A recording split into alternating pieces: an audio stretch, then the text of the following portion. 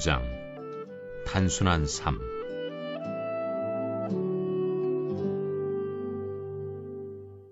급진적인 제자의 다섯째 특징으로 나는 단순함, 특히 돈과 소유에 대한 전적인 단순함을 제안한다. 우리는 1장에서 물질주의의 도전을 여기에서 다루기로 했다. 1980년 3월 영국에서는 단순한 삶에 대한 국제협의회가 열렸다. 이 회의는 당시 약간의 반향을 불러일으켰으나 내가 보기에는 그때나 그 이후로나 충분한 주목을 받지 못했다. 그래서 그 회의를 통해 인생이 바뀐 한 사람을 소개하고 싶다. 단순한 삶. 단냄은 홍콩의 한 기독교 가정에서 태어나고 자랐다. 아버지는 어릴 때 돌아가셨고 어머니가 혼자 가정을 꾸려가셨다. 어머니는 훌륭하고 경건한 여인이었다. 가난한 살림에도 어머니는 주일이면 아이들에게 각각 헌금할 돈을 챙겨주셨다. 단은 자기 몫을 받은 다음 교회에서 살짝 빠져나와 자전거를 빌려 타고 홍콩 시내를 돌아다니다가 예배가 끝날 때쯤 나타나서 가족들과 함께 집으로 돌아왔다. 그의 학교 친구는 그를 불량한 아이로 회상한다. 10대 시절 그는 병에 걸렸다. 심하게 아파서 거의 죽을 뻔했다. 그때 그는 하나님이 선하시며 악의가 없는 분이라는 결론에 이르렀고 자신의 삶을 주 예수 그리스도께 내어드렸다. 그리고 다시는 뒤를 돌아보지 않았다. 그는 180도 달라졌고 가족들은 놀라고 또한 안도했다. 자립할 나이가 되자 그는 중공업 분야의 다국적 기업인 벡텔사에 입사했다. 이 회사는 공항, 항만건설, 제복고, 전월과 샌프란시스코 지역의 고속통근철도인 바트건설에 참여했다. 물론 직접 이 모든 프로젝트에 관여한 것은 아니지만 단은 수백 명의 직원을 관리하는 책임자의 자리에 올라 있었다. 1976년 회사의 지침에 따라 그는 가족들과 사우디아라비아로 이주했고 1978년에는 런던으로 왔다. 내가 단과 그의 아내 그레이스를 만난 것은 그때였다. 이들은 당시 내가 사역하고 있던 랭엠플레이스 올소울주 교회에 출석했고 우리는 같은 소그룹에 속하게 되었다. 단은 가난하고 궁핍한 이들에게 아주 관심이 많았다. 자신은 아주 검소하게 살았지만 가족들과 교회에는 관대했다. 언젠가부터 그는 일에 대한 압박감을 느끼기 시작했다. 그즈음 단순한 삶에 대한 국제회의가 열렸고 그 모임에서 그는 도전을 받았다. 단은 꾸준하게 소득의 11조를 내고 있었지만 이제 좀 더 검소하게 살아야겠다고 말했다. 그는 인도를 방문했을 때 진짜 가난을 보았고 선교 기금의 상당 분량이 운영 경비로 지출된다는 사실 또한 알게 되었다. 그는 부를 쌓지 않고 나누기로 결단했다. 1981년 그는 벡텔사를 사임했다. 다국적 기업에서는 하나님을 섬길 수 없다고 생각해서가 아니다. 예수 그리스도는 삶의 모든 영역에서 주님이시기 때문이다. 그가 사임한 것은 자신이 속한 동남아시아에 대한 특별한 부르심을 느꼈기 때문이다. 미얀마와 몽골을 포함하여 태국, 라오스, 캄보디아가 그 국가들이다. 그는 선교의 투착 원리를 이해하고 그것을 적용했다. 아시아인들을 얻고 선교를 위해 그들을 구비시키려면 같은 아시아인들을 가르치고 훈련시켜야 한다고 그는 굳게 믿었다. 세계 인구의 대다수가 아시아에 살고 있다는 사실이 그에게 동기부여를 해주었다. 더욱이 아시아 국민들이 아시아인들을 얻는 것이 훨씬 경제적이고 효율적이다. 문화, 언어, 음식이나 여행 제한의 문제가 없기 때문이다. 단은 몽골에서 첫 성경학교를 시작했다. 또 지금은 프놈펜 성경학교로 등록되어 있지만 캄보디아 프놈펜에서 그는 자신의 이름으로 등록된 성경학교를 처음 열었다. 이런 놀라운 성장에 대해 들을 때 우리 마음에는 기대감이 차오른다. 하지만 그것은 그리 오래가지 않았다. 단의 리더십이 갑자기 사라져버렸다. 1994년 3월 22일 그는 치명적인 비행기 사고를 당했다. 그가 러시아 여객기를 타고 가던 중 여객기가 러시아의 산비탈에 부딪혀서 승객 75명과 승무원들이 모두 죽었다. 사고는 한 조종사의 아들이 조종석에서 장난을 치다가 일어난 것이었다. 남겨진 아내 그레이스와 두 아이는 물론 엄청난 충격에 휩싸였다. 하지만 주님의 사역은 계속되었다. 하나님의 섭리로 단의 누나 위니와 남편 요셉이 그의 자리를 잇게 되었다. 이들은 단이 일하던 선교지들에 가보기도 했고 단과 동역하던 아시아 지도자들을 개인적으로 알고 있었다. 그리고 단이 설립한 두 재단이 있었다. 하나는 자신의 사제로 시작한 개인적인 것이었고, 다른 하나는 컨트리 네트워크라는 이름의 공공자선단체였다. 그가 개척한 특별한 사역은 이 두 재단을 통하여 계속될 수 있었다. 단의 유산은 그가 만난 아시아 신자들 속에 영원히 남아있을 것이다. 아시아인들이 그를 받아들일 수 있었던 것은 그의 검소한 삶 때문이었다. 그레이스는 내게 보내는 편지에서 단순한 삶 세미나가 우리 둘을 바꾸어 놓았습니다 라고 썼다. 이제 나는 단순한 삶에 대한 협의회로 돌아와서 단에게 그렇게 깊은 영향을 미친 단순한 삶에 대한 복음주의의 언약에 대해 이야기하려 한다.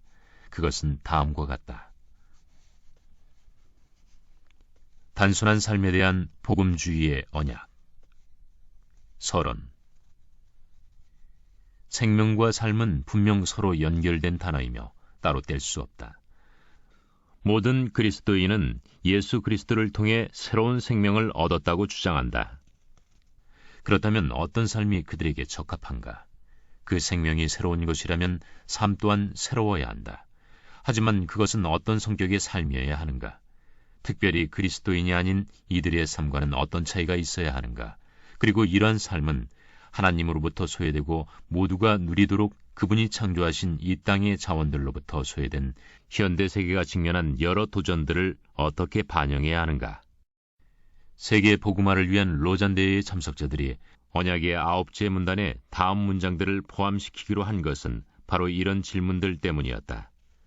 우리 모두는 수백만에 달하는 빈곤 인구들로 인해 충격을 받았으며 그 가난을 일으킨 불의로 인해 혼란스럽다. 부유한 환경에서 사는 우리는 구제와 복음 전도에 더욱 기여하기 위해 단순한 삶을 살아야 할 의무가 있음을 받아들인다. 이 표현을 두고 논의를 거듭하면서 이 문장이 함의하는 바에 대해 더 면밀하게 검토해야 함을 분명히 알게 되었다. 그래서 세계 복음화를 위한 로잔 위원회의 신학 및 교육분과와 세계 복음주의 연맹 신학위원회의 윤리 및 사회분과는 국제적인 모임으로 마무리하는 2년의 연구를 공동 후원하는 데 합의했다. 국가별 모임은 15개국에서 이루어졌다. 지역별 회의는 인도, 아일랜드, 미국에서 있었다. 그 후 1980년 3월 영국 런던 근교인 하이레스 컨퍼런스 센터에서 국제회의가 소집되었다. 27개국에서 85명의 복음주의 지도자들이 모였다. 모든 그리스도인은 예수 그리스도를 통해 새로운 생명을 얻었다고 주장한다. 그렇다면 어떤 삶이 그들에게 적합한가? 우리의 목표는 복음 전도와 구제와 정의를 염두에 두고 단순한 삶에 대해 연구하는 것이었다. 이 세 가지가 단순한 삶에 대한 로잔 언약의 문장에 언급되어 있기 때문이다. 우리가 바라본 것은 한편으로는 성경의 가르침이었고 다른 한편으로는 고통당하는 세상이었다. 즉 하나님의 형상으로 지음받아 그분의 사랑을 받아야 할 존재임에도 불구하고 복음을 듣지 못했거나 억압받고 있는 이들, 혹은 구원의 복음도 없고 인간적인 삶을 위한 기본 생필품도 없는 수십억의 남녀와 어린이들이다. 4일간의 회의 기간 동안 우리는 함께 지내며 예배하고 기도하고 성경을 연구했다. 기초 자료에 귀를 기울이고 몇몇 감동적인 증언들도 들었다.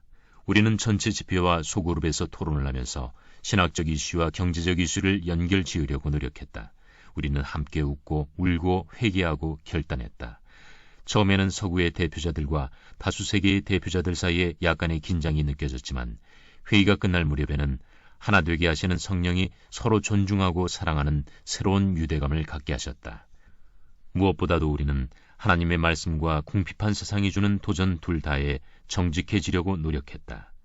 하나님의 뜻을 분별하고 그렇게 하기 위해 그분의 은혜를 구하고자 했다. 이러한 과정에서 우리 지성은 한껏 발휘되었고 우리 양심은 찔림을 받았고 우리 마음은 동요되었고 우리 의지는 강력해졌다. 수년 동안 이 주제에 대해 고민해온 이들이 있다는 것을 알고 있으며 우리가 그들보다 뒤처져 있음이 부끄럽다. 따라서 우리 모임이나 언약에 대해 지나친 주장을 할 생각은 없다.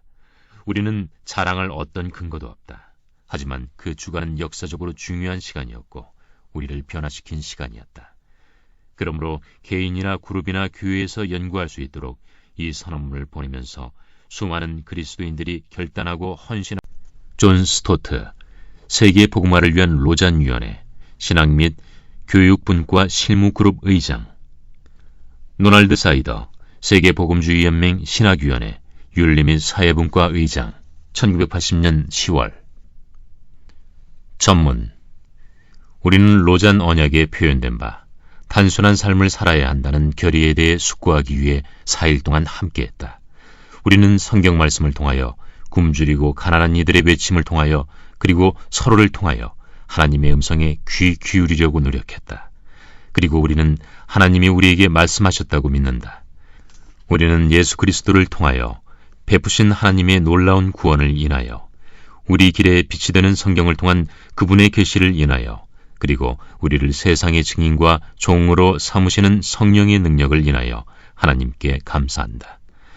그러나 우리는 세상의 불의로 인해 혼란스럽고 그 불의의 희생자들에게 마음이 쓰인다. 그리고 우리가 그 일에 공모한 것에 대해 회개하게 되었다. 또한 우리는 새로운 결단을 하게 되었고 그것을 이 언약에 표현하였다. 1. 창조세계. 우리는 만물의 창조주이신 하나님을 예배하고 그 창조세계의 선함을 기뻐한다. 그분은 우리에게 모든 것을 후히 주셔서 누리게 하셨고 우리는 그분이 주신 것을 겸손하게 감사하며 받는다. 하나님의 창조세계는 아주 풍요롭고 다양하다. 이 창조세계를 향한 그분의 뜻은 자원들이 잘 관리되어 모든 사람이 누리도록 분배되는 것이다. 따라서 우리는 환경 파괴와 자원 낭비와 자원의 비축을 반대한다. 우리는 이러한 죄악의 결과로 고통당하고 있는 가난한 이들의 불행을 개탄한다. 우리는 또한 금욕주의자들의 칙칙한 삶에도 동의하지 않는다. 이 모든 것이 창조주의 선하심을 부정하는 것이며 이에는 타락의 비극이 반영되어 있기 때문이다. 우리는 우리 역시 이런 일에 참여했음을 깨닫고 이에 대해 회개한다. 2. 청지기직. 하나님은 자신의 형상대로 사람을 남자와 여자로 창조하시고 이들에게 이 땅에 대한 통치권을 주셨다. 그들을 이 땅의 자원을 관리하는 청지기로 삼으셨다. 그러므로 그들은 창조주이신 그분에 대해 그들이 개발해야 하는 땅에 대해 그리고 이 땅의 풍요함을 함께 나누는 동료 인간들에 대해 책임을 지게 되었다. 이것이 기본적인 진리이므로 인간이 진정으로 자신의 과업을 성취하기 위해서는 하나님, 이웃, 그리고 땅의 자원들을 포함한 이 땅과 올바른 관계를 맺어야 한다. 그들이 자원을 공정하게 분배하지 않으면 사람들의 인간됨은 손상을 입는다. 이 땅의 유한한 자원을 아껴 쓰지 못하고 그 자원을 충분히 개발하지도 못하고 그것을 공정하게 분배하지도 못함으로써 청지기직을 신실하게 수행하지 못한다면 그것은 하나님께 불순종하는 것이며 그들을 향한 그분의 뜻에서 사람들을 멀어지게 하는 일이다. 그러므로 우리는 만물의 주인 되시는 하나님을 영화롭게 하기로 우리는 청지기이지 우리가 지닌 땅이나 재산의 소유자가 아님을 기억하기로 그것들을 다른 사람을 섬기는 데 사용하기로 또 착취당하는 가난한 이들과 자신을 지키지 못하는 힘없는 이들의 정의를 추구하기로 결단한다.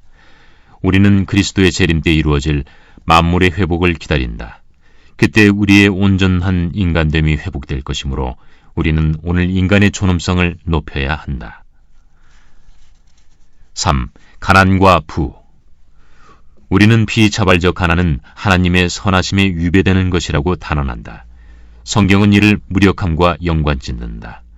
가난한 이들은 자신을 보호할 수 없기 때문이다. 하나님이 통치자들에게 요청하시는 것은 권력으로 가난한 자들을 착취하지 말고 그들을 보호하라는 것이다. 교회는 불의에 맞서 하나님과 가난한 자들 편에 서서 그들과 함께 고통당하면서 통치자들을 향해 하나님이 정하신 역할을 수행하라고 요구해야 한다. 우리는 부에 대해 예수님의 불편한 말씀에 머리와 가슴을 열기 위해 노력했다. 그분은 삶과 모든 탐심을 물리치라. 사람의 생명이 그 소유에 넉넉한 데 있지 아니하니라 라고 말씀하셨다. 우리는 부의 위험에 대한 그분의 경고에 귀를 기울였다. 부는 걱정, 허영, 거짓 안정감을 가져오며 약한 자를 억압하고 궁핍한 자들의 고통에 무관심하게 하기 때문이다. 그래서 부자가 하나님 나라에 들어가기가 어렵고 탐심은 그 나라에서 제해야 할 것이다. 하나님 나라는 모두에게 값없이 주시는 선물이지만 특별히 가난한 이들에게 좋은 소식인 것은 그들이야말로 그 나라가 가져오는 변화를 통해 가장 큰 유익을 얻기 때문이다.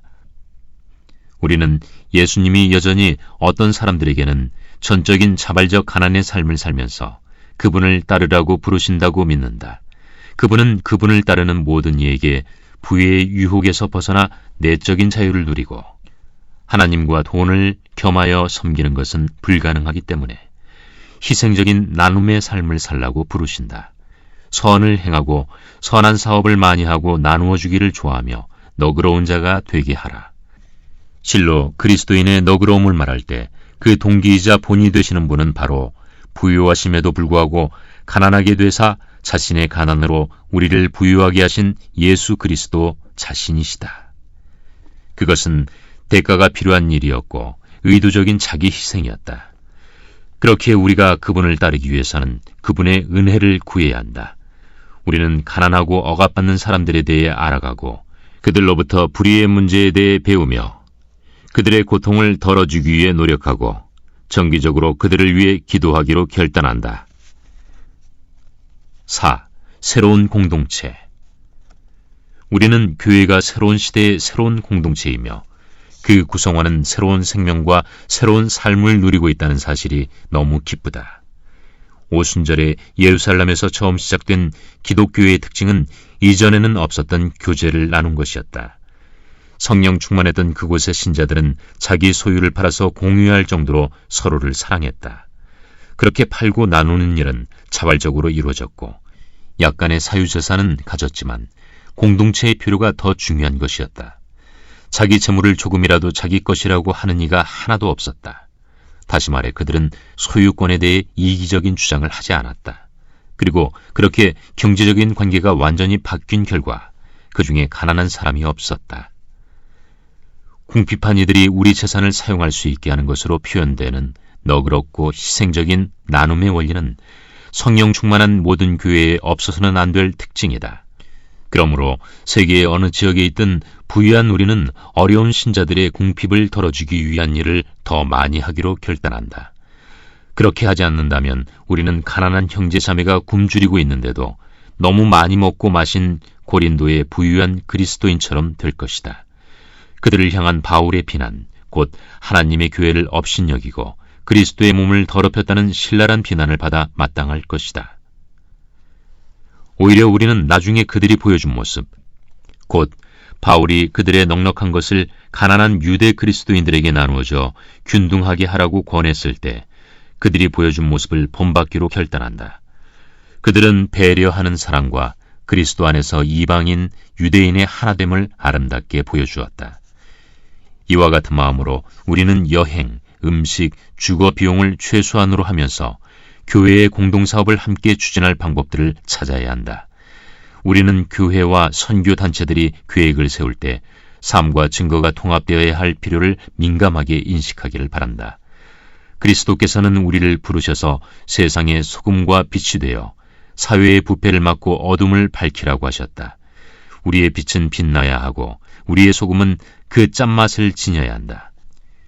새로운 공동체가 그 가치관과 기준과 삶에서 세상과 가장 분명하게 구별되는 때에라야 그 공동체는 이 세상에서 근본적으로 매력적인 대안이 되고 그리스도를 위해 최고의 영향력을 발휘할 것이다. 우리는 교회들의 갱신을 위해 기도하고 일하기로 약속한다. 5. 개인적인 삶의 모습. 우리 주 예수님은 우리를 거룩하고 겸손하고 단순하고 자족하는 삶으로 부르신다. 그분은 또한 우리에게 그분의 쉼을 약속하신다. 그러나 우리는 종종 우리의 내적 평온을 방해하는 거룩하지 못한 욕망을 허용한다는 사실을 고백할 수밖에 없다. 그러기에 우리 마음에 그리스도의 평화가 끊임없이 새로워지지 못한다면 단순한 삶에 대한 우리의 강조는 한쪽으로 치우친 것이 되고 말 것이다. 순종하는 그리스도인은 다른 사람의 필요와 관계없이 단순한 삶을 살아야 한다. 그렇긴 하지만 8억 명이 극빈층이고 매일 약 10,000명이 기아로 죽는 상황에서 다른 삶의 방식을 갖는다는 것은 있을 수 없는 일이다. 우리 중 일부는 가난한 자들 가운데서 살라는 부르심을 받고 또 어떤 이들은 궁핍한 이들에게 집을 개방하라는 부르심을 받지만 우리는 모두 더 단순한 삶을 살아야 할 것이다. 우리는 좀 더 적은 돈으로 살고 좀 더 많이 나누기 위해 우리 수입과 지출을 재점검하려 한다. 우리는 자신이나 다른 사람을 위한 어떤 규칙이나 규정 같은 것을 두지 않을 것이다. 하지만 우리는 낭비하지 않고 개인적인 의식주와 여행과 교회 건축을 위해 사치하지 않기로 결단한다. 우리는 또한 필수품과 사치품, 창조적인 취미와 무의미한 신분의 상징들, 겸손과 허영, 특별할 때만 하는 축하 행사와 일상적인 이벤트, 하나님을 섬기는 것과 유행의 종이 되는 것이 구별됨을 인정한다. 어느 정도를 한도로 정하느냐 하는 것은 가족 구성원들과 함께 양심적으로 생각하고 결정해야 한다. 서구에 사는 사람들은 자신의 소비 기준을 평가할 때 다수 세계 형제 자매들의 도움을 받아야 한다. 다수 세계에 사는 사람은 자신 역시 탐심의 유혹에 노출되어 있음을 인정한다. 우리는 서로의 지식과 격려와 기도가 필요하다. 6. 국제적인 개발. 우리는 로잔 언약의 문구를 다시 상기한다. 우리 모두는 수백만에 달하는 빈곤 인구들로 인해 충격을 받았으며 그 가난을 일으킨 불의로 인해 혼란스럽다. 세계 인구의 4분의 1은 비할 데 없는 번영을 누리고 있는 반면 또 다른 4분의 1은 끔찍한 가난을 견디고 있다. 이러한 엄청난 차이는 참을 수 없는 불이기에 우리는 그것을 묵인하지 않으려 한다. 새로운 국제 경제 질서를 향한 요청은 다수 세계의 좌절이 이유 있는 것임을 보여준다. 우리는 자원, 소득, 소비의 관계에 대해 좀 더 명확하게 알게 되었다. 사람들이 굶어 죽는 것은 식료품을 구입할 형편이 되지 않기 때문이고 소득이 없기 때문이고 생산할 기회를 얻지 못했기 때문이고 권력에 접근할 수 없기 때문이다. 그러므로 우리는 기독교 단체들이 원조보다 개발을 점점 더 강조하는 것에 찬성하며 기뻐한다. 인력과 적절한 기술을 전수해 줌으로써 사람들은 자신의 자원을 잘 사용하는 동시에 자신의 존엄성을 지킬 수 있기 때문이다. 우리는 인간 개발 계획에 더 관대하게 기부하기로 결단한다.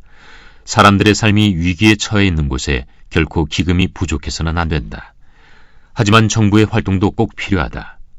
부유한 나라에 살고 있는 우리는 우리 정부들이 대부분 국가개발 원조 목표를 달성하지 못하고 비상식량 재고를 유지하지 못하며 무역 규제를 완화하지 않는 것이 부끄럽다. 우리는 많은 경우 다국적 기업들은 그들이 가서 일하는 나라들의 자주권을 약화시키고 정부의 근본적인 변화를 반대하는 경향이 있다고 믿게 되었다. 우리는 그들이 좀 더 통제를 받아야 하고 더 책임있게 행동해야 한다고 확신한다. 7. 정의와 정치. 우리는 또한 오늘날의 사회적 불의는 하나님이 혐오하시는 것이기에 상당한 변화가 필요하다고 확신한다. 우리가 지상 낙원을 믿어서가 아니다. 하지만 우리는 염세주의자도 아니다. 단순하게 살겠다는 결단이나 인간 개발 계획이 아니더라도 변화는 일어날 수 있다. 가난과 지나친 부, 궁극주의와 무기산업, 자본과 땅과 자원의 불공평한 분배는 권력이 있느냐 없느냐의 문제다. 구조적인 변화를 통한 권력이 이동 없이 이런 문제들을 해결할 수는 없다. 기독교에는 사회에 속한 다른 사람들과 함께 정치에 참여할 수밖에 없다. 이것이 공동체 속 삶의 원리다. 그리스도의 종들은 정치적, 사회적, 경제적 책임을 다함으로써 그분의 주되심을 드러내야 하며 정치적인 과정에 참여함으로써 이웃에 대한 사랑을 표현해야 한다. 그렇다면 어떻게 변화에 기여할 수 있을까? 첫째, 우리는 하나님이 명령하신 대로 평화와 정의를 위해 기도할 것이다. 둘째, 우리는 중요한 도덕적, 정치적 이슈들에 대해 그리스도인들을 교육하여 그들이 분명한 시각을 가지고 기대를 높일 수 있도록 노력할 것이다. 셋째, 우리는 행동할 것이다. 일부 그리스도인들은 정부나 경제 분야나 개발과 관련된 특별한 직책으로 부르심을 받는다. 그러나 모든 그리스도인들이 정의롭고 책임있는 사회를 만들기 위해 적극적으로 노력해야 한다. 어떤 상황에서는 하나님께 순종하기 위해 불의한 제도 질서에 저항해야 할 수도 있다. 넷째, 우리는 고난받을 준비가 되어 있어야 한다. 고난받는 종 예수를 따르는 우리는 섬김은 언제나 고난을 수반하는 것임을 알고 있다. 불의한 제도를 바꾸려는 정치적인 행동은 하지 않고 삶을 바꾸는 개인적인 헌신만 한다면 그것은 효율적이지 않다. 또 개인적인 헌신 없이 정치적인 행동만 한다면 그것은 온전하지 않다. 8. 복음 전도. 우리는 복음화되지 않은 수백만의 사람들에게 깊은 관심을 갖고 있다. 삶의 방식이나 정의에 대한 어떤 이야기도 다양한 문화적 상황에 적절한 복음 전도 전략을 개발해야 할 긴급성을 축소시키지 못한다. 우리는 세상 전역에 그리스도를 구세주와 주로 선포하는 일을 멈춰서는 안 된다. 그러나 교회는 땅끝까지 이르러 그분의 증인이 되라는 명령을 진지하게 받아들이지 않고 있다. 책임있는 삶을 살라는 부르심은 책임있는 증인이 되라는 부르심과 분리되어서는 안 된다. 메시지와 삶이 모순될 때 우리 메시지의 신뢰성은 현저하게 떨어질 것이다.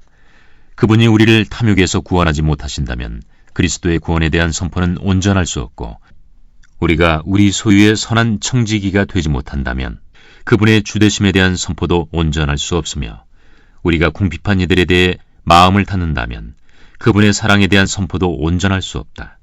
그리스도인들이 서로를 그리고 궁핍한 이들을 돌볼 때 예수 그리스도는 더 매력적인 분으로 보일 것이다. 그런데 이와는 반대로 일부 서구의 복음 전도자들이 다수 세계에 가서 부유한 생활 방식을 보인다면 이것이 많은 이들에게 거슬리는 것은 당연한 일이다. 우리는 그리스도인이 검소하게 살면 개발은 물론 복음 전도를 위해 엄청난 자원과 재정과 인력을 제공할 수 있으리라 믿는다. 따라서 우리는 단순한 삶에 헌신함으로써 세계 복음화에 전심으로 재헌신한다. 그리스도인들이 서로를 그리고 궁핍한 이들을 돌볼 때 예수 그리스도는 더 매력적인 분으로 보일 것이다. 9. 주님의 재림. 구약의 예언자들은 하나님의 백성의 불의와 우상숭배 둘 다를 맹렬하게 비난하며 다가올 그분의 심판을 경고했다. 신약에도 동일한 비난과 경고가 나온다. 주 예수님은 심판하시고 구원하시고 통치하시기 위해 곧 다시 오실 것이다. 그분의 심판은 탐욕스러운 자, 우상 숭배자와 모든 억압자에게 임할 것이다. 그날에 그 왕은 보좌에 앉으셔서 구원받은 자와 버림받은 자를 나누실 것이다. 궁핍한 형제자매, 지극히 작은 자 하나를 섬김으로써 그분을 섬긴 이들은 구원을 받을 것이다. 구원받는 믿음은 섬기는 사랑으로 드러나기 때문이다. 하지만 궁핍한 이들의 공경에 늘 무관심한 이들은 그들 가운데 거하시는 그리스도에게도 무관심한 것으로 영원히 버림을 받을 것이다. 우리는 모두 예수님의 이 준엄한 경고를 다시 듣고 궁핍한 이들 가운데 거하시는 그분을 섬기기로 새롭게 다짐해야 한다. 따라서 우리는 각 지역에 있는 동료, 그리스도인들에게도 그렇게 하기를 요청한다. 우리의 다짐. 그러므로 우리 주 예수 그리스도의 희생으로 자유를 얻은 우리는 그분의 부르심에 순종하여 가난한 이들을 향한 진심 어린 궁휼함으로 복음 전도와 개발과 정의에 대한 관심으로 그리고 심판날에 대한 엄숙한 기대감으로 정의롭고 단순하게 살며 그럼으로써 서로를 후원하고 다른 사람들도 우리와 같은 헌신을 하도록 권하는 일에 겸손하게 헌신한다. 우리는 그것이 의미하는 바를 이루는 데는 시간이 필요하고 그 과제는 쉽지 않을 것임을 안다. 우리가 신실할 수 있도록 전능하신 하나님이 은혜를 주시기를. 아멘. 단순한 삶에 대한 복음주의의 언약은 긴 문서다. 여기서 중요한 요점을 요약하고자 한다. 1. 새로운 공동체. 우리는 교회가 하나님의 새로운 공동체가 되어 새로운 가치관과 새로운 기준과 새로운 삶의 모습을 드러내도록 의도된 것임을 기뻐한다. 2. 개인의 삶. 우리는 어떤 규칙이나 규정도 두지 않을 것이다. 하지만 매일 약 10,000명이 굶어 죽는다는 사실에 비추어 단순한 삶을 살기로 결단한다. 3. 국제적인 개발. 우리는 수백만의 가난한 이들로 인해 충격을 받는다. 우리는 인간개발 계획에 더 관대하게 기부하기로 결단한다. 하지만 정부의 활동도 꼭 필요하다. 4. 정의와 정치. 우리는 현재 사회적으로 불이한 상황을 하나님이 혐오하시리라 믿으며 변화가 올 수 있으며 와야 한다고 믿는다. 5. 복음 전도. 우리는 복음화되지 않은 수백만의 사람들에게 깊은 관심을 갖고 있다. 단순하게 살라는 부르심은 책임 있는 증인이 되라는 부르심과 분리되어서는 안 된다. 6. 주님의 재림. 우리는 예수님이 재림하실 때 가장 작은 자를 섬김으로써 그분을 섬긴 이들은 구원을 받으리라 믿는다. 구원받는 믿음은 섬기는 사랑으로 드러나기 때문이다.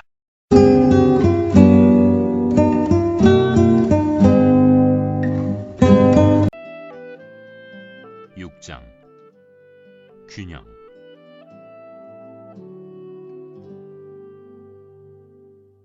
짧은 기간 에드워드 8세로 재임했던 고 윈저궁은 1972년 5월 파리에서 세상을 떠났다. 그날 밤 영국 텔레비전에서는 아주 흥미로운 다큐멘터리가 방영되었다.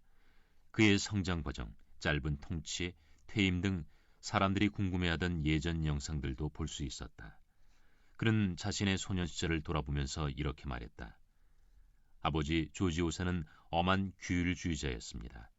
제가 무슨 잘못이라도 하면 아버지는 사랑하는 아들아, 내가 누구인지를 항상 기억해야 한다라고 말씀하시며 꾸짖으셨습니다.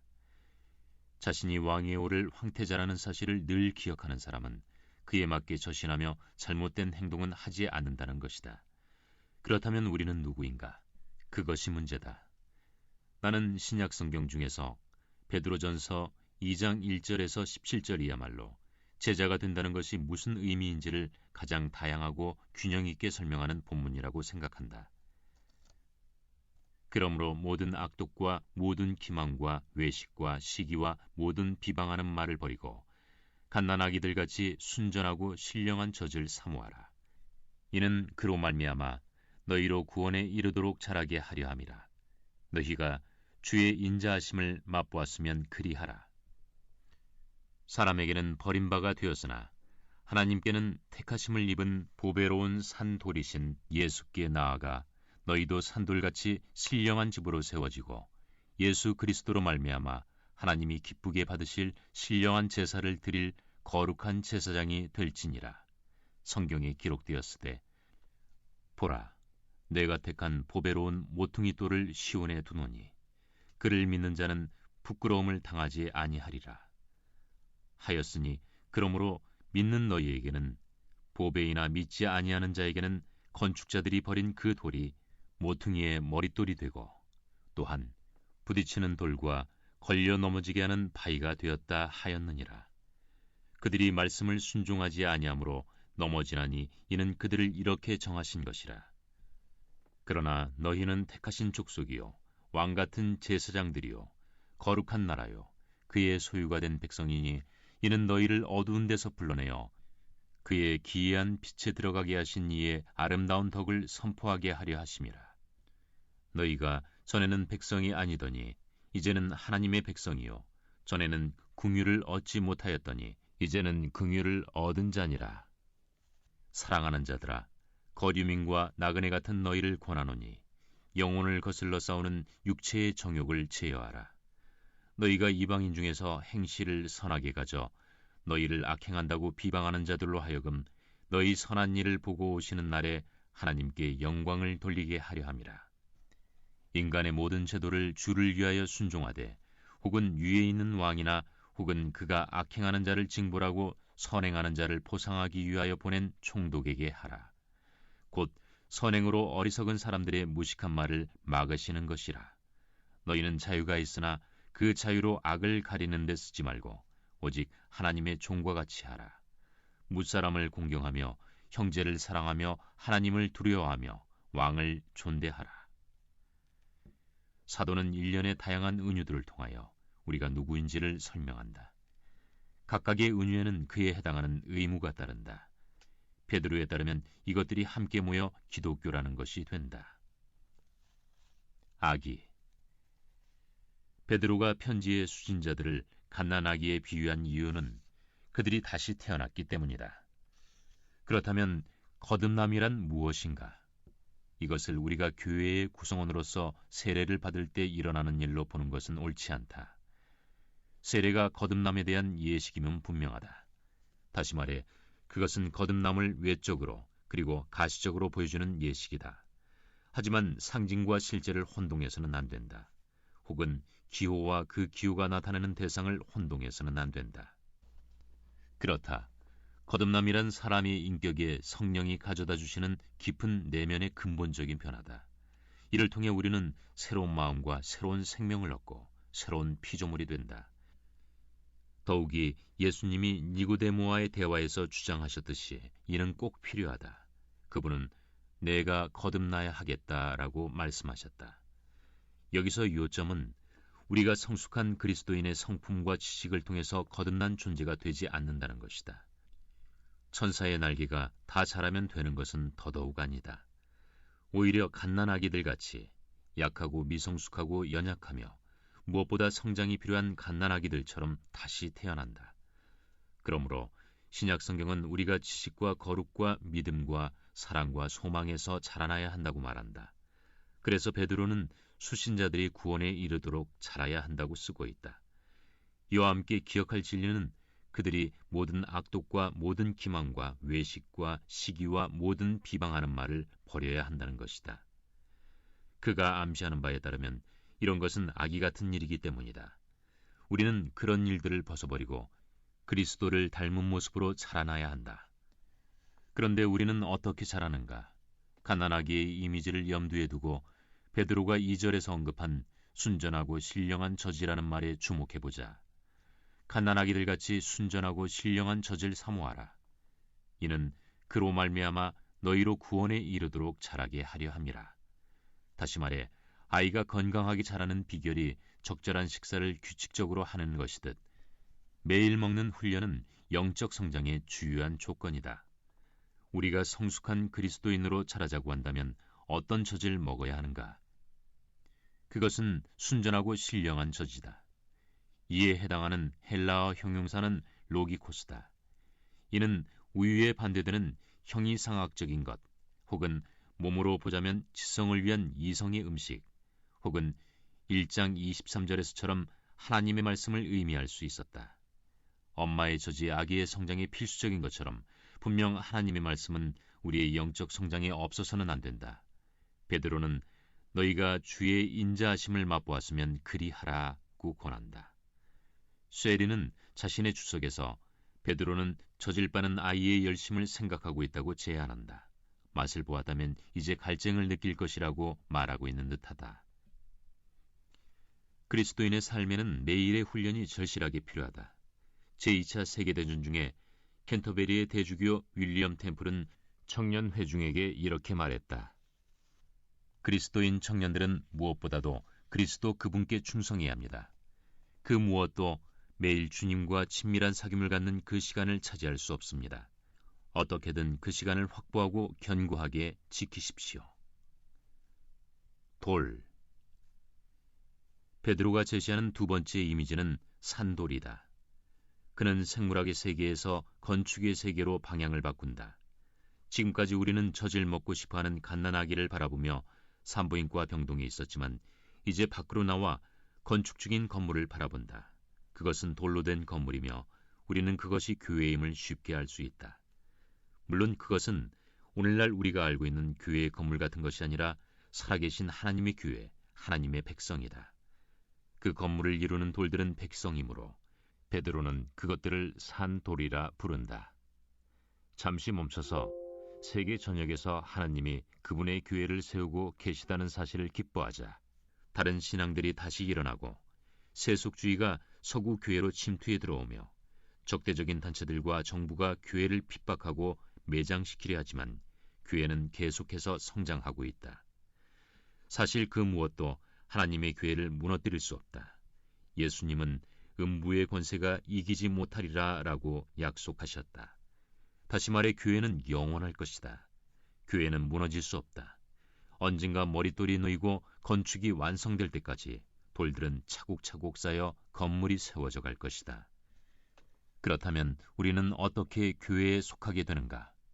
우리는 세례를 통하여 가시적이고 외적인 교회에 속한다.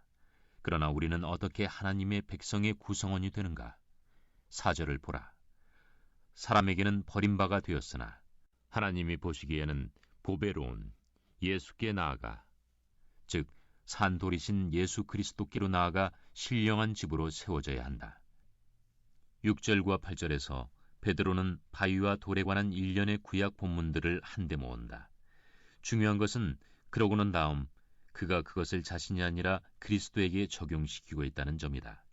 우리가 그 위에 우리 삶을 세우는 바위는 베드로가 아니기 때문이다.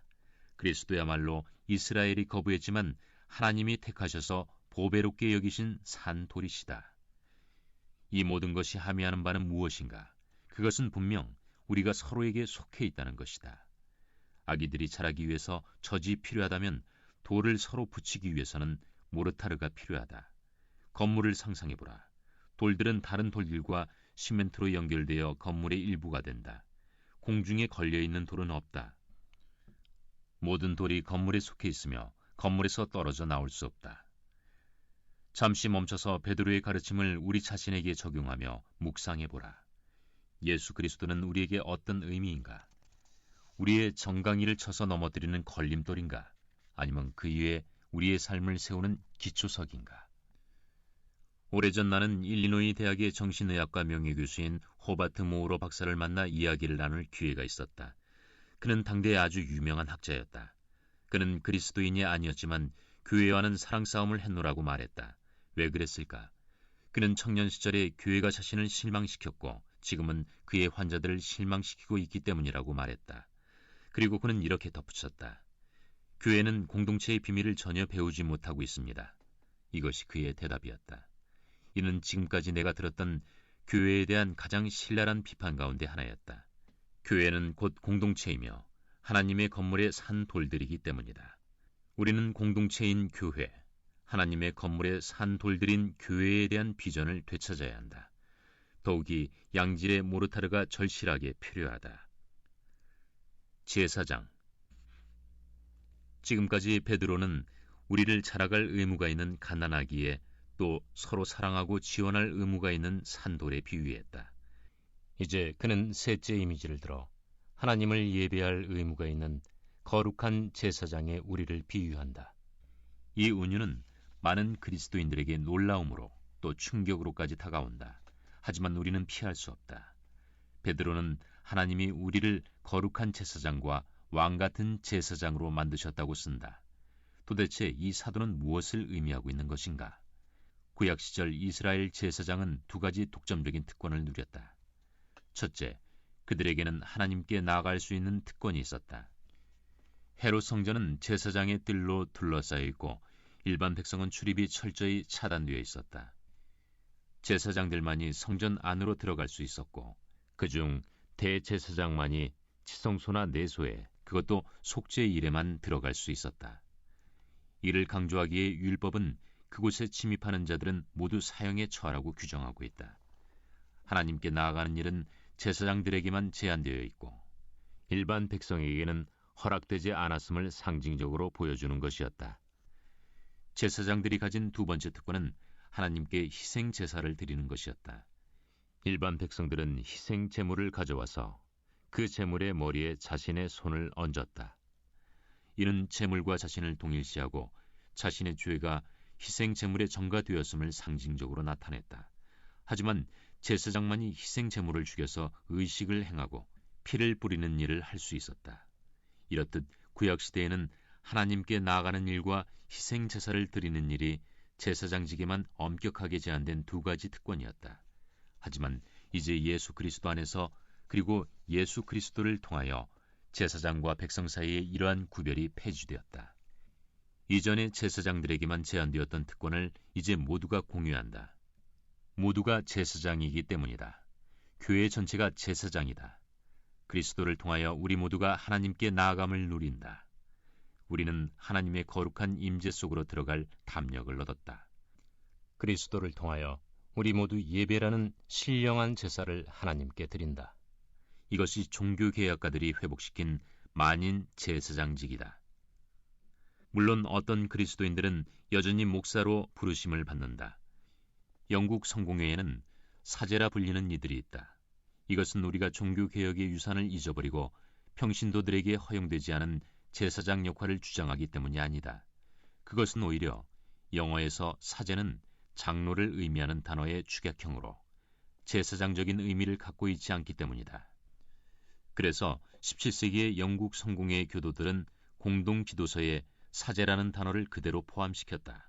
하지만 이것이 혼란스러울 수 있기에 나는 사역의 3가지 서열을 주교, 장로, 집사로 이름 붙인 남인도와 파키스탄의 성공회 지도자들의 지혜의 경의를 표한다. 그렇다면 그리스도인 제자들은 왜 거룩한 제사장이라 불리는가? 베드로는 5절에서 우리에게 이렇게 말한다. 너희도 산돌같이 신령한 집으로 세워지고 예수 그리스도로 말미암아 하나님이 기쁘게 받으실 신령한 제사를 드릴 거룩한 제사장이 될지니라. 우리는 하나님께 예배 드리도록 부름받은 거룩한 제사장이다. 하지만 이것이 다인가? 교회는 영적인 개토와 같은 곳이 되어야 하는가? 우리는 내적인 삶에만 몰두하는가? 우리가 해야 할 일은 개인적인 성장, 교제, 예배뿐인가? 잃어버린 바 되고 외로운 바깥 세상은 어떻게 되는 것인가? 우리는 그들에게 신경 쓰지 않아도 되는가? 하나님의 백성. 이러한 질문들을 가지고 베드로가 4번째 은유에 대해 해설하고 있는 9절과 10절을 보자. 그러나 너희는 택하신 족속이요 왕같은 제사장들이요 거룩한 나라요 그의 소유가 된 백성이니. 여기서 사도는 교회를 한 나라 혹은 백성, 실로 하나님의 소유가 된 백성 혹은 하나님의 소유에 비유한다. 이것이 아주 매력적인 이유는 이 표현의 출처 때문이다. 그는 이 표현을 창안한 것이 아니라 출애굽기 19장 5절과 6절에서 발견했다. 거기서 하나님은 애굽에서 막 구속받은 이스라엘을 향해 그들이 그분의 명령에 순종함으로써 언약을 지킨다면 그들은 그분이 귀히 여기시는 소유, 이 땅의 모든 나라 중에서 그분의 나라, 거룩한 나라가 될 것이라고 말씀하셨다. 이 서신에서 베드로는 성령께서 주신 놀라운 담대함으로 그 말을 이스라엘에 적용한 출애굽기로부터 그 표현을 가져와서 그리스도인 공동체에 재적용한다. 그는 오늘날 우리에게 이렇게 말하고 있다. 예수를 따르는 여러분은 이스라엘이 예전에 그랬듯이 거룩한 나라다. 그것도 지금은 국제적인 나라다. 그런데 하나님은 왜 이스라엘을 택하셨는가? 그리고 왜 우리를 택하시는가? 그것은 편애가 아니라 그분의 증인이 되도록 하기 위함이다. 우리가 복음을 독점하도록 하기 위해서가 아니라 너희를 어두운 데서 불러내어 그의 기이한 빛에 들어가게 하신 이의 아름다운 덕을 선포하도록 하기 위함이다. 이와 동시에 베드로는 호세아서에서 한 구절을 인용한다. 너희가 전에는 백성이 아니더니 이제는 하나님의 백성이요 전에는 긍휼을 얻지 못하였더니 이제는 긍휼을 얻은 자니라. 전에는 어둠에 있었더니 이제는 그의 기이한 빛 가운데 있느니라. 그러므로 이러한 축복을 우리만 갖고 있을 수는 없다. 거류민. 지금까지 베드로는 우리를 이렇게 비유했다. 성장에 책임이 있는 갓난아기, 교제에 책임이 있는 산돌, 예배에 책임이 있는 거룩한 제사장, 증거에 책임이 있는 하나님의 소유된 백성. 베드로는 2가지 이미지에 대해 더 이야기할 것이다. 11절에서는 그 5번째를 소개한다. 사랑하는 자들아, 거류민과 나그네 같은 너희를 권하노니 영혼을 거슬러 싸우는 육체의 정욕을 제어하라. 이에 해당하는 헬라어 단어들이 아주 흥미롭다. 거류민에 해당하는 단어는 자신이 사는 지역에서 시민권이 없는 이들을 가리키는 반면 나그네는 집이 없는 이들이다. 베드로가 편지의 수신자들을 이런 단어로 묘사한 이유는 무엇인가? 부분적으로는 그들이 정말로 그러한 상황이었기 때문이다. 그들은 로마 제국 전역에 흩어져 있었다. 그들은 특히 본도, 갈라디아, 갑바도기아, 아시아와 비두니아, 현대의 터키 전역에 흩어져 있던 소위 디아스포라였다. 하지만 그에 더하여 이 표현은 그들의 영적 상태를 상징적으로 나타냈다. 그들은 하나님 나라 안에서 다시 태어났으므로 어느 정도는 이 땅의 거류민과 나그네가 되었다. 그러므로 그들은 이제 2 나라의 시민이었다. 그리고 그들의 우선적인 시민권은 하늘에 있었으므로 그들은 거룩한 삶으로 부르심을 받았다. 하지만 거룩한 하늘의 시민권이라는 개념은 위험한 진리다. 이는 쉽게 왜곡될 수 있기 때문이다. 사실 이는 종종 오용되어 우리가 세상적인 책임에서 손을 떼는 구실이 되어버렸다. 종교는 민중의 아편이라고 한 칼 마르크스의 주장이 항상 틀린 것은 아니었다. 다가올 세상의 정의를 약속하면서 현 상태에 불이는 묵인하도록 마약을 투여했다는 면에서는 말이다. 하지만 베드로는 진리에 대한 이러한 곡해를 피하는 데 주의를 기울인다. 그는 우리가 순례자임을 언급하는 데서부터 이 땅에서 시민으로서의 의무로 직행하고 있기 때문이다. 이에 대해 알아보자. 종. 베드로의 6번째 이미지는 제자들을 양심적인 하나님의 종들로 제시한다. 베드로는 수신자들에게 선한 삶을 살아서 이방인들로 하여금 그들의 선한 행실을 볼 수 있도록 하라고 권한다. 세상의 권세자들에게 복종하고 선을 행함으로써 어리석은 사람들의 무식한 말을 막으라고 권한다. 또 자유를 오용하지 말되 자유로운 사람으로 살라고 권한다. 하지만 하나님의 종으로 살며 동료 신자들, 하나님, 권세자들 등 모든 사람을 합당하게 공경하라고 권한다. 하지만 양심적인 시민으로서 이 땅에서의 모든 의무, 즉 권세자들에게 복종하고 비판이 나오지 않도록 하고 선을 행하고 모든 사람을 공경할 의무에도 불구하고 우리는 여전히 먼저 하늘에 속해 있다. 우리는 이 땅에서는 거류민이며 나그네다. 우리는 하나님이 계신 본향을 향해 가는 순례자다. 우리가 하늘의 시민권을 가졌다는 사실은 삶의 태도에 강한 도전을 준다. 먼저 돈과 소유에 대한 태도가 변한다. 우리는 인생을 알몸이 되는 두 순간 사이의 순례 여행으로 보기 때문이다. 비극과 고통에 대해서는 어떤가? 우리는 그것들을 영혼의 시각으로 보게 된다. 그리고 특별히 유혹과 죄에 대한 태도도 바뀔 것이다. 11절은 육체의 정욕과 영혼을 의도적으로 대조한다. 우리 영혼은 하나님께로 가고 있다. 그러므로 우리는 그 진로를 막는 모든 것을 삼가해야 하며 하늘에 계신 하나님의 거룩한 존전에 설 준비를 하며 거룩한 삶을 살아야 한다. 균형. 독자들은 내가 왜 이번 장의 제목을 균형이라는 단어로 표현했는지 의아했을 것이다. 이제 그 이유가 분명해졌을 것이다. 우리는 지금까지 베드로가 제자로 묘사하기 위해 모아놓은 6가지 은유를 따라왔다. 다시 정리하면 다음과 같다. 성장해야 하는 갓난아기, 교제를 나누어야 하는 산돌, 예배드려야 하는 거룩한 제사장, 증거해야 하는 하나님의 소유된 백성, 거룩해야 하는 거류민과 나그네, 시민이 되어야 하는 하나님의 종. 이는 너무나도 포괄적이고 균형 잡힌 그림이다. 이 6가지 의무는 각각 균형을 이루는 세 쌍으로 나눌 수 있다. 첫째, 우리는 개인적인 제자들로 자라는 일과 공동으로 교제하는 일 둘 다로 부름받는다. 아기들은 한 가정에서 태어나지만 그들만의 독자성이 있다. 쌍둥이조차도 한 명씩 태어난다. 하지만 건물을 세우는 돌들의 주요한 기능은 다른 무엇의 일부가 되는 것이다. 돌의 특성은 건물에 종속된다. 각 돌들은 그 자체가 아니라 전체에서 의미를 발견한다. 그러므로 우리는 개인적인 책임과 공동적인 책임 둘 다를 강조해야 한다. 둘째, 우리는 예배와 일 둘 다를 하도록 부름받는다. 제사장들로서 우리는 하나님께 예배드린다. 하나님의 소유된 백성들로서 우리는 세상에서 증인의 역할을 한다. 교회는 예배하고 증거하는 공동체이다. 셋째, 우리는 순례자와 시민 둘 다로 살아가도록 부름받는다. 각 쌍들에서 우리는 균형을 유지하고 한쪽을 희생함으로써 다른 쪽을 강조하지 않도록 해야 한다.